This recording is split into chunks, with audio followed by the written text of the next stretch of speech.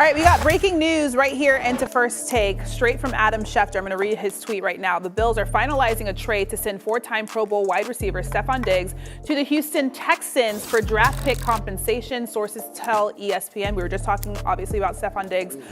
The Houston Texans just recently traded for four-time Pro Bowler Stefon Diggs. They're giving up a 2025 second-round pick, which is going to Buffalo, that was from Minnesota, and the Bills are giving a 5th rounder and a 6th rounder. A 5th rounder in 2025 and a 6th rounder this year. This is insane for the Houston Texans, and they continue to make these unbelievably crazy moves. And just thinking about how much they improved with how good they were last season is a crazy thing. Nobody expected them to be good. They were super young with very little experience, but Stroud stepped up to the plate as a rookie and put up Pro Bowl numbers, and many young skill position players made a name for themselves alongside him. This is going to be a super fun upcoming season in Houston, and in this video, I'm going to talk all about it. But before I get into everything in this video, I would really appreciate it if you would drop a like and subscribe. It only takes 5 seconds, plus you can always change your mind. We are on the road to 20k subscribers, and with your support, I believe we can get there super fast. So as I was saying, the Texans had an incredible season last year, and not only did they get to the playoffs, they absolutely embarrassed the Cleveland Browns and their historical defense. But last season is over, and the Texans knew they wanted to improve this offseason to get even better going into 2024. And that is exactly what they did, and they still aren't even completely done yet. But one thing a lot of people are talking about was Houston's puzzling move to void the rest of Diggs' contract, so basically he is on a 1-year deal. And while most people might think this is dumb, I really don't, because in the NFL, players fall off just like that. And he showed some signs of decline last year, so it's going to start to happen soon, whether people like it or not. So to have the option to let him go and not overpay in the following years gives this team a lot of leadway with their future. And they already have such a bright young receiving core, they are going to have to pay as well.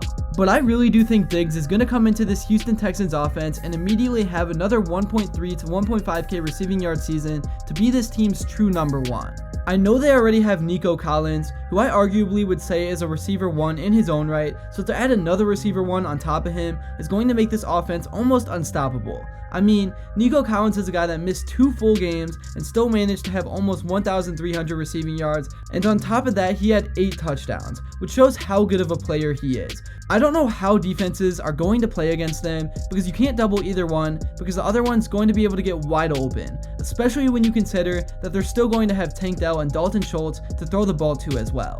Tank Dell, of course, is coming off a rookie season where he did go down with an injury, but before his injury, he was playing like one of, if not the best rookie receiver in the league. So to have him as not a second option, but a third option is just completely unfair. He is going to be the perfect guy to line up in the slot while you have Nico Collins and Diggs on the outsides. And then if none of those guys are open, which most likely isn't going to be the case, you'll still have Dalton Schultz underneath to be your safety blanket that we saw work out pretty well for the Texans last season. But to be completely honest with you, even if a team had all these weapons and still didn't have a quarterback, they probably wouldn't have the success that you'd think. So the fact that the Texans have an elite young quarterback in Stroud to throw to these guys just makes it all so much more scary. Stroud, of course, is coming off a season where he won Offensive Rookie of the Year and threw for over 4,000 yards while throwing for 23 touchdowns to just 5 interceptions. So I mean, even though he's only played 1 year in the league, he's already proven himself to be an elite quarterback. And on top of that,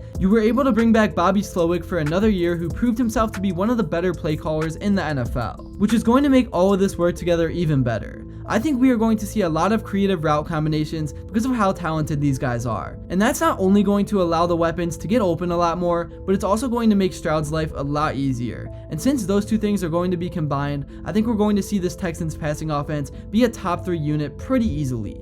I just can't see a world where this team isn't able to pass the ball at will regardless of who they're playing against, especially if they can find a way to fix up their offensive line a little bit. And not to mention, they also went out and added Joe Mixon at the running back position, who is another guy that's a veteran who has proven himself to be a pretty solid player at his position as well. Joe Mixon is a guy that's coming off his 4th 1,000-yard rushing season, and I think we'll see that production stay around the same. And if the Texans can build a pretty solid run game to pair with what they already have at receiver, this offense is not only going to be a top 5 passing attack, but they're probably going to be a top 3 offense overall. I think we're going to see a run game that is pretty efficient, and we're going to see a ton of play action paired with that. And when you give an elite quarterback play action, and when you give receivers that are elite play action, you are going to see a ton of success extremely fast. And I think that's exactly what we are going to get out of this offense with Bobby Slowick calling the shots. I just can't believe this is actually happening, and we're going to see all of these guys on the field together because the Texans literally did go from a team that was 3-14 2 years ago to a team that won a playoff game to a team that now I think really has a chance in the AFC to make a deep playoff run, if not win the Super Bowl next year. They've also added a ton of pieces to make them an even better group than what they were last year.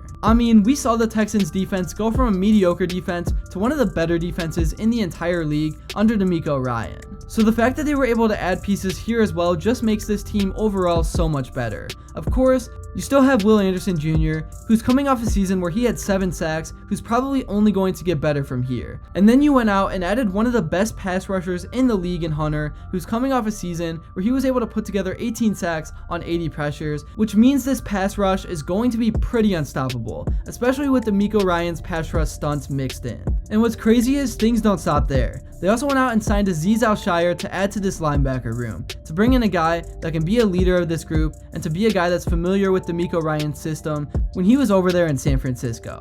So I'm just watching the Texans build all of this out in one offseason. And then they also went out and got Jeff Okudah, who I know hasn't done a crazy amount with his time in the league so far, but he was a 3rd overall pick for a reason. So I don't hate the addition of him either, especially since D'Amico Ryan is probably going to be able to find a way to get the best out of him. Speaking of guys in the secondary though, you're still going to have Derek Stingley, who broke out last year, and you'll have Jalen Petrie and Jimmy Ward, who are both guys that I like a ton as well. So I mean, I don't know what to tell you, man. I think this Stefon Diggs move really does put the Texans over the edge for what they could potentially accomplish in the 2024-25 season. That's really all I have to say for this video. Thank you all so much if you made it to this point, and if you enjoyed and haven't yet, make sure to drop a like and subscribe because your support really does mean the world. And also let me know what you would like to see next, because believe it or not, the NFL draft is almost here and there is about to be so much to talk about. But until next time, I will see you all later.